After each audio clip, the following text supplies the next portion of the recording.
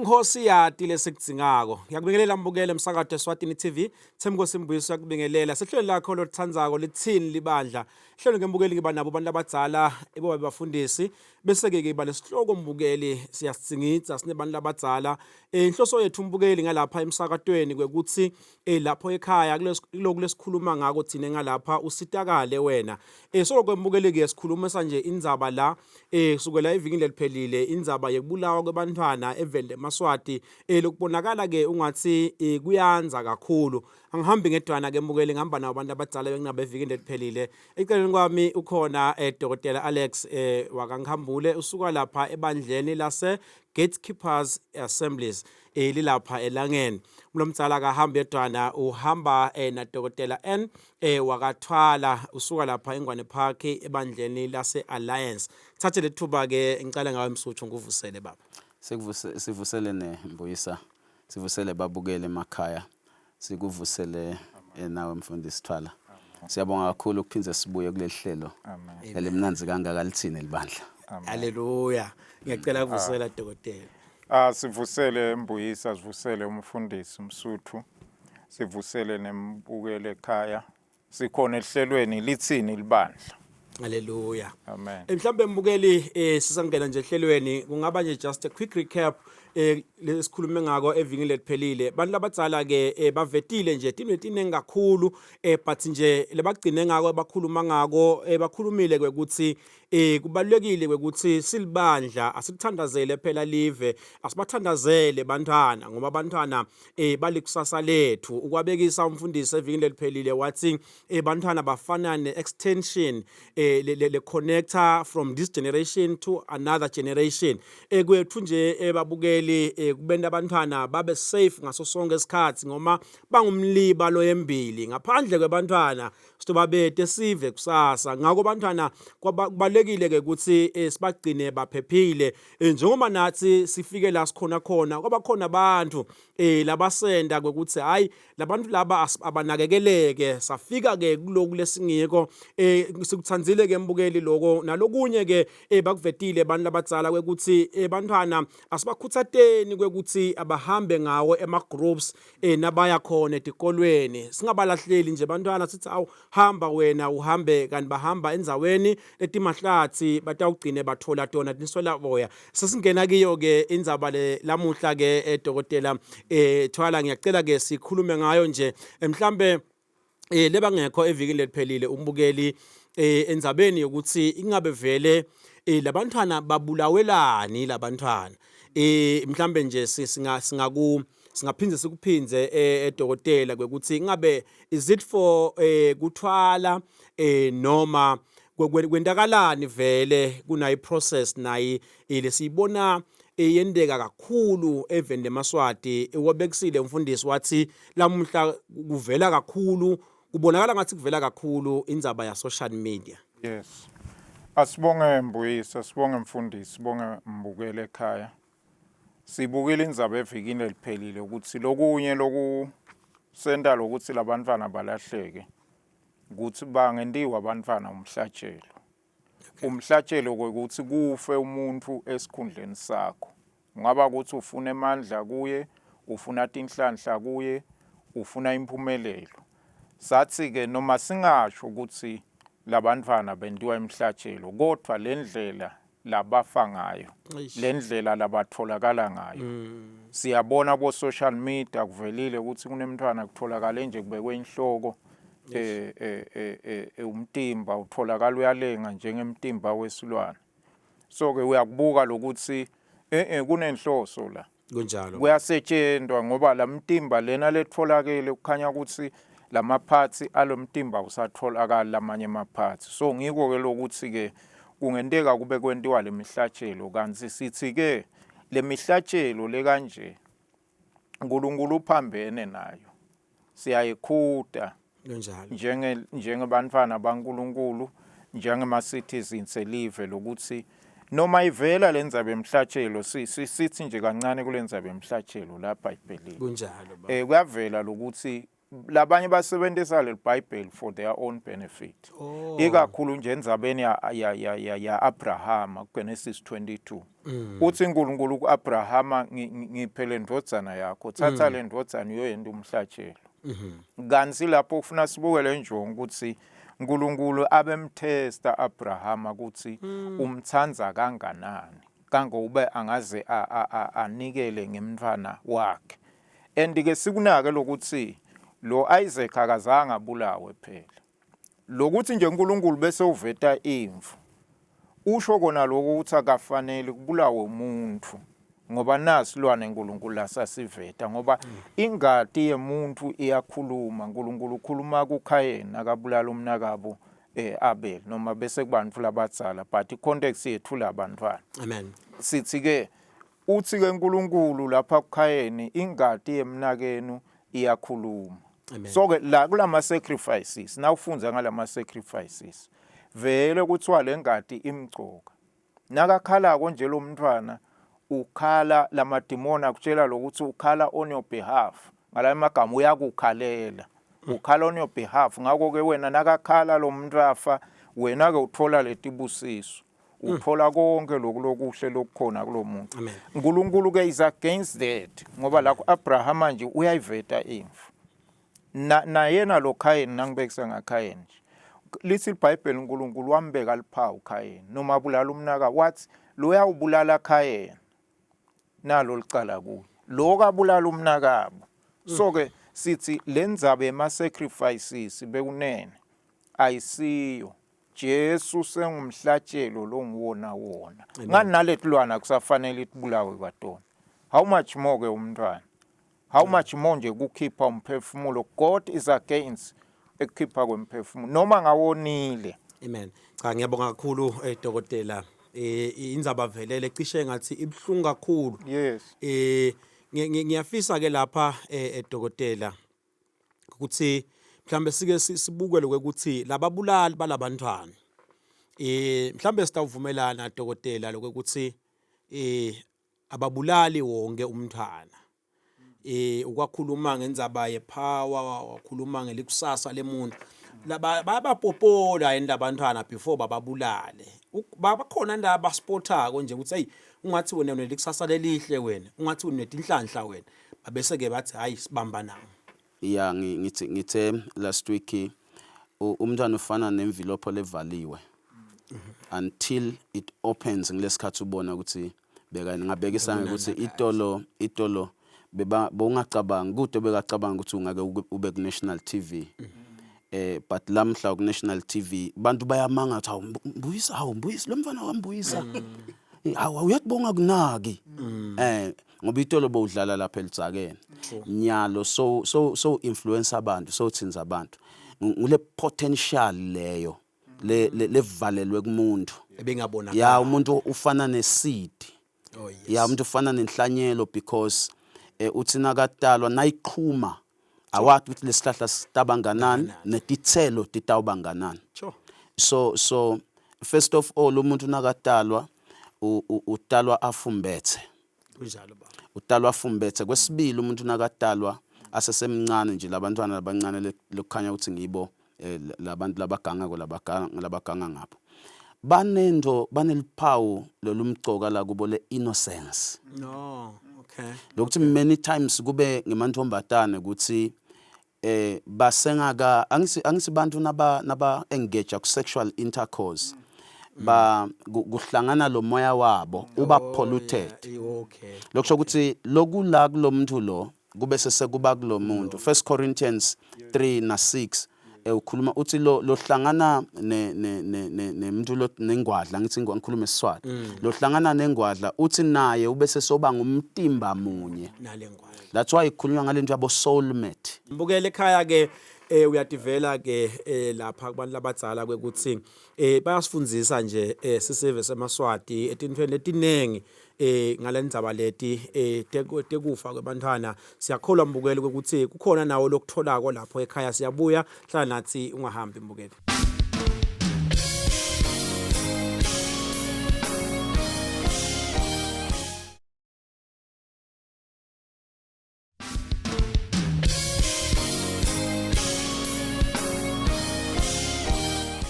Sihleli lakho mbukeli lothandzako lithini libandla kushubile lamhla e-studio sikhulumisa nje nayindzaba lebhlungu mbukeli yekubulawa kwebantwana even leMaswati. Ngiyafisa ke lapha Dr. Thwala sesikhulumile nje ngako konke lokulesikhuluma ngako siyabona vele kubhlungu kuyenteka but ngifuna sale sibuka nje i-future yethu sisive seMaswati kusho kuthini lokhu ngalezi zinga labantwana babulala ngalo kusho kuthini kithi sisive seMaswati silibandla laNkulunkulu sibimango la kukhula khona labantwana ngoma phela siyakhumbula ukuthi sithe abantwana bangumlibalo wembili nine abantu labadzala niyahamba utawusala kubani lombango kusho kufa kwelive ngoba sishilo sathi wonke umuntu ugenerational nakudalwa umuntu uNkulunkulu akabuki lo muntu nje ubuka situkulwane sakhe manje naso ubulala ngalamagama ubulala enhlanyelo lesida isekho so ke sekude lokutawumila emva kwalokho sikhuluma ukuthi umntwana uinnocent kunjalo baba uma sibulala lo mntwana sibulala immorality yelive sibulala innocence yelive sibulala kuhlandeka kwelive njengoba umfundisi abekisa nje akhuluma liqiniso ukuthi lo mntwana uinnocent kungako nala eBhayibhelini ukukhunya ukuthi Jesu waba luwundlu uliwundlu laNkulunkulu kuthiwa bhekani luwundlu lelisusa tono delive Sathaneke mbukeli uyadada itindoda sezulwini uyadikopa lo mnikelo lo nguJesu uthatha Sathana ubeke lapha eceleni afune kwenta kwakhe lokufunwa njengoba kubulawa abantwana nje ba innocent vele ubatshela lokuthi lolo innocent vele utawususa letinyama takho lecalekiso takho akuqinise nawe njengoba generational nje kusho ukuthi nawuthola lengadi yalomntwana noma lesitho lesitheni sotawuphila ingunaphakathi i-influence yakho ichubekela phambili ngoba nasekusinzisweni bafundisi siye sithi nakusinziswa umntwana kusinziswe titukulwane kodwa nakusinziswa umuntu nje kusinziswa umphefumulo ngoba lo mntwana usatawuhamba indlela letinze kusengadiscovereki nalokuthi utaba yini ekugcineni so nje nakuphela labantwana kusho kuphela kwesifo amen ngiyabonga kakhulu Dr. Lengikholwa ukuthi sisive seMaswati siyayinaka lendzaba le nalokuthi nje bantwana sikuthathe serious lokuthi bantwana bayalahleka ngoma ngendlela okwala abantwana bahamba ngayo labanye babuya ngisho nasebusuku labanye bakhishwe ebusuku bayita ekolweni bahambe nje bodwana ngiyafisa ke lapha Dr. kunana ngumntali lapha ekhaya ulahlekelwe ngumntana wakhe kuzobe kulamuhla akatholakali mhlambe ukwaveta ukuthi into besoloko yenteka mhlambe lomunye uneminyaka lahlekile mhlambe lomunye unetinyanga lahlekile mhlambe maphi nje amagama Dr. lo ngabhekisa kunanga umntali lo ngasethembi lutho ngicela ukucala kancane emuva Mbuyisa ngicale ekuthenini bantu aba understand baconze ukuthi indzaba yema human sacrifice children sacrifice into le demonic it's not a part of a religion it's not a religion akusiyo inkolo akusiyo neculture akusiyo neculture abantu bangakuhlanganisi neculture yes lokho into lengifisa ngathi abantu ngabe bayadati leto kuyinto le abomination naku culture kubulawa kwemuntu nje let alone to sacrifice a person because so sikhulume indzaba ukuthi umntwana is a seed so now ubulala umntwana ufana you don't have good intentions for generations you don't have good intentions for the nation you don't have good intention for communities because you are killing seeds you are eating seeds before tibe kahle ti produce umbuto utsite utsini kumtali lengakusho kubatali ukuthi asiqhubeke kakhulu sibagathe bantwana asibagathe bantwana and asiqhubeke invest kubantwana ngivamse ukukhuluma ngako nje kulamalanga ngikhuluma ngako kulamalanga ngathi happy Father's Day ngabe ngithi in bracket ngathi yondlani bantwana. Okay. Yes. Okay. Yes, so indzaba yabantwana into lesenhlitweni yami kakhulu, lendlela ngithanza ngayo bantwana. Kunjalo baba. uNkulunkulu uyabathanza abantwana. Kunjalo baba. So let us invest into children asibakhathalele bantwana. Ungahambe ekhaya ushiye bantwana babodwa. Kunjalo baba. Ubakhathalele bantwana sibagatse. Security is very very important. Sibe sesibuya kunal point lekuthandaza. Kunjalo baba. Lel point lekuthandaza linemandla kakhulu ngoba umthandazo ukhona kuthinza la singafiki khona singesifike khona thina. So when you pray bengibafundisa isitolo esondweni ngithi now uthandaza uthi ngegama lika Jesu uthandaza lokushoko your spirit goes there. So moya wakho ufika kulendzawo leyo. So asithandazeni sibabiyele bandwe encwadini ya Efeso uthi ukhuluma ngaEpaphras uthi Epaphras who is one of you who maketh intercession uthi uyanqusa ukuthi nime kahle nibe established in the Lord. Uthi kodwa uyanithandazela nimadi Epaphras, but he is praying for you. You have never seen him, he is praying for you. Uthi ke yatini ukuthi lokuthi nime perfect in the Lord kunemuntu lonithandazelako. So bafundisi ma intercessors emabandleni regardless of the domination the denominations. Yes, let us pray. Let us pray. The more we pray, we weaken the barrier of darkness. Ukhuluma kuThessalonika uthi the time of the lawless one has already come. Uthi the man of sin, the lawless one. Uthi ke only he that letteth will let until he is taken out of the way. Uthi there is a person that is waiting noma standing on the gap. Lo vale ukuthi lo mubi angagcwalisi bube vena. Nasihlola sibuka imibhalo ukuthi ngibani lo is the church. Amen. So the presence of the church is very important in this season. Let us pray to render weak evil altars in the land. Ayabusa ema altars, abusa ngekudzakiswa abantu, abusa ngeprostitution, abusa kubaselwa wona ngaletinto lama altars, abusa ngekushiyekisana whether in the business industry, whether in the economic, in everywhere. Amen. So let us pray. Ngiyabonga kakhulu mfundisi, ngiyabonga nje ukuthi ugcizelele le point lekuthandaza. Ngiyafunda nje mfundisi singakayi ke titolo mhlambe nawe usaligcizelela le point lekuthandaza. Kunana indzaba nayo ukuthi ukhanzela ukuthi batali bathi siyosebenzela bona labantwana abasale mhlambe ekhaya babodwa. Mhlambe labanye bahlala bodwa nomntali bambona kanye ngenyanga. Mhlambe labanye vele labatali bavuka ekseni baye emisebentini bathambela bodwana vele. Mhlambe kukhuthata nje labatali ukuthi phela nisaya leti inkonzweni ema-honor prayers banakeni labantwana ukuthi khona umuntu lasele nabo mfundisi. Exactly mfundisi wami. Vele njengebatala sithathele responsibility kunaka abantwana. Ngoba uNkulunkulu usi-entruste usiphela abantwana ukuthi sibakhulise. Na ngumtali nje unale responsibility ukuthi ukhulisa lo mntwana usengakathi nalokuthi utaba yini. So ke uNkulunkulu egcineni ukhanze ukuthi uyawusehlulela lokuthi bantwana vele sendeni ngabo. Naleti inkinga tethu ke sibatali le domestic violence iya contribute nayo ngoba bantwana ukhanze usebaphila nemntali munye lo munye sebacabene sekunjani njani lo mntwana akasenalo lithando lapha ekhaya. Utawubitwa ngumuntu wathambela nje lapha afune ukumnika ilift ngolokuthi vele uyakudzinga lokho akakuthola ekhaya. So kulula ke kulahleka kwakhe lo mntwana. So nje sibatali le parenting asinake ukuthi vele bantu bethu siyabanakekela siyabathanza senda konke lokufanele sikwende. Umntwana angahlali nje nagogo kube ngumntwana wagogo nje. Gogo lokunyaka nenzaba nokuthi umntwana udlile noma ubuyile noma kunjani.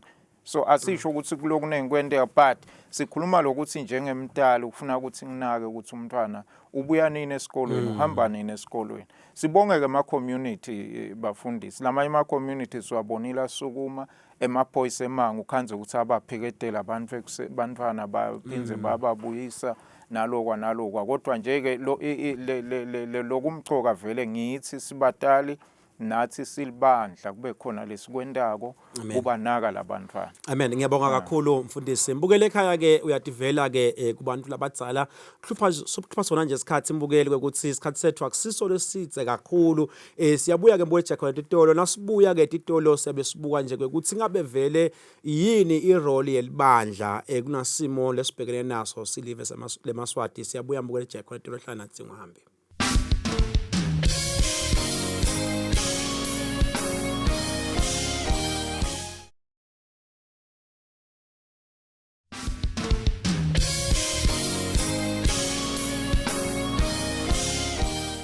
Sahlweni lakho mbukeli lothandzako lithini libandla sibuka nje lapha indzaba yekubulawa noma yekulahleka kwabantwana eveni leMaswati lokubonakala ungazi ukuthi sekuhamba lichi kakhulu kubonakala ngathi sekinto nje lekungumkhuba wethu. Ngiyafisa ke mfundisi wami ukuthi mhlambe singakafiki emaphethelweni sike sibuke nje irole yelibandla as a whole kwekuthi kunasimo nasi sesekubulawa kwabantwana lingadlala yipi inzima libandla laNkulunkulu nje masatikwa ngekuthi ke thine siyipulpit yeAfrika. Lokwendlula kudelaya bubi even kude umsebenzi lomkhulu lelingaba nawo libandla except to delay the takeover of wickedness bubi sesikhathi sabo sekumnyama nyalo uthi Isaiah 60 arise and shine afunza abo verse 2 uthi darkness has covered the nation uthi gross darkness the people sekuvele kumnyama. Yeah, so it's a very bad time. Apostle Paul uthi these are the end times, these are perilous times. So tikhathi tekugcina tikhathi lesetimbi leti. So libandla ngabantu libandla into lengafuna leyende ukuthi alibambane libe linye libeke ama differences aside libambane kuthandazwe kuthandazwe ngiko lokungenda ukuthi sandla saNkulunkulu emandla kaNkulunkulu asite live asite bantu ngoba kuthandaza kuyayibringa le awakening.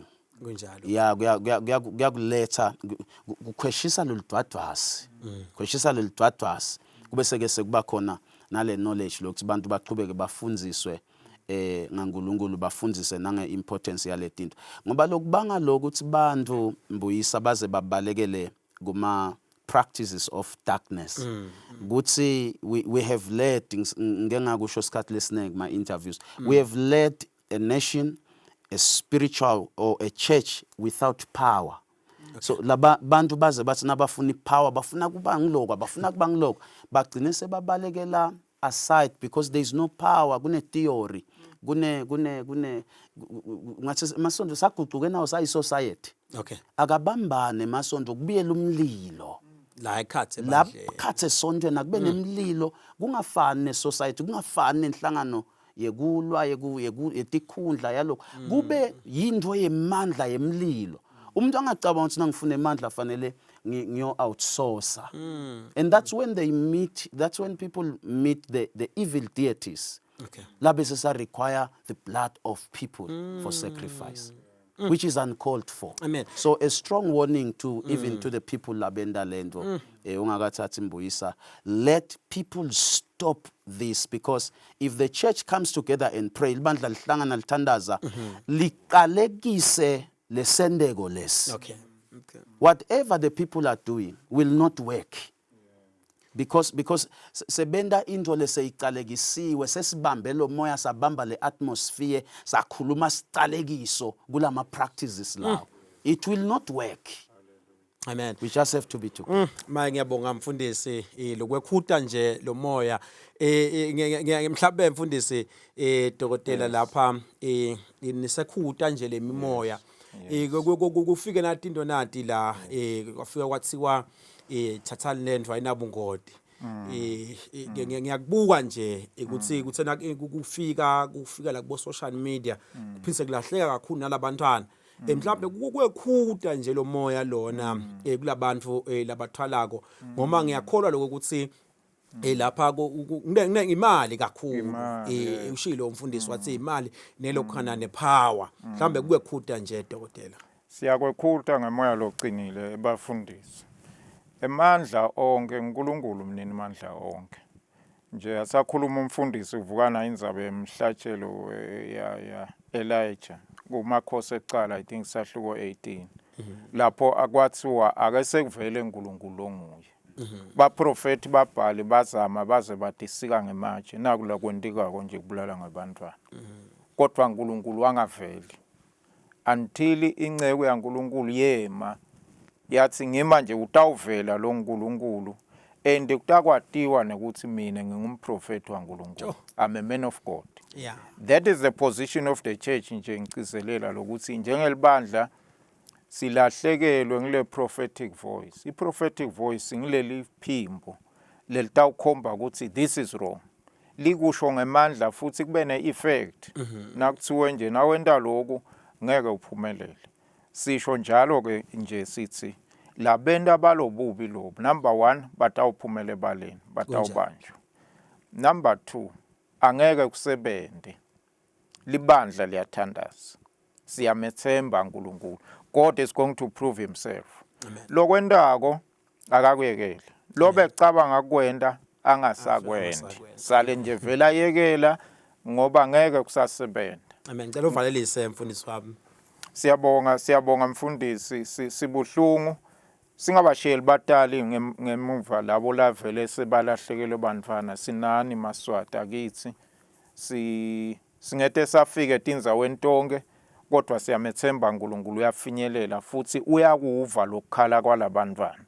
Utawuphendula uNkulunkulu. Amen. Ngiyacela ukuthi uvalelise dokotela bangeda yini labantu batofuna sithe dokotela. Kumcoka kakhulu uNkulunkulu nakakunikete. I believe God has given me the season to be a prophetic voice in the country. Yes. Waphinza wanginiketa le understanding le ngicela ukukhuluma ngayo lokukhona nje ku dissector I culture, spirituality ne religion ne call ngoba demonic things. Yes. Yeah. So lokukhona loku dissector lokho ngoba isikhathi lesiningi lokushaya in the past sishamba kanye into satenda into yaba into. Yes. Kunemagama lakhulunywa umfundisi wathi ngesikhathi akhala Ishmael wamva uNkulunkulu. Yes. Ngakhumbula kwafika nje a revelation lethi ngesikhathi kukhala umntwana a spirit will give an attention. Amen. So that's what they want. Yes. And at the same time about if we rise and pray and raise the altar of God. Yes. Ngesikhathi kukhala labantwana babenda so our God will not be silent. Yes. God will stand up and will take over. Ngalamagama ngithi siyabonga kakhulu babukeli siyabonga Mbuyisa. Amen. Amen. Mbukele ekhaya ke thathe lethuba ke ngibonge kubantu labadzala kusihlonipha nje singumsakade ukuthi bebangeta lamhla lapha e-studio betositshela na i-message le powerful kangaka lenkholwa ke ukuthi babukele emakhaya nisive samaswati kukhona lenikutholile kwami nje kwekuthi asiphepheni phela babukele emakhaya abantwana asibagcine kungilabo labaphephile asibavikeleni bantwana asivikeleni umliba lo embili asilivikeleni likusasa lethu asimvikeleni uhulumende wakusasa siyafisa nathi kubona abantwana balamuhla balutho kusasa ngalewa lo ngithe Nkosi Mbuyisa ngithi kube kuhle emakhaya uNkulunkulu wemusa uNkulunkulu wethando uNkulunkulu wekuthula akaniphathe nisale kahle.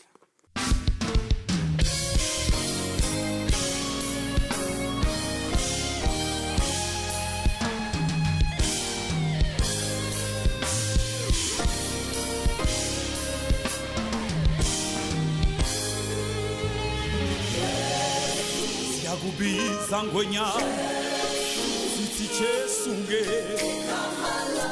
likhulu awuye Jesuke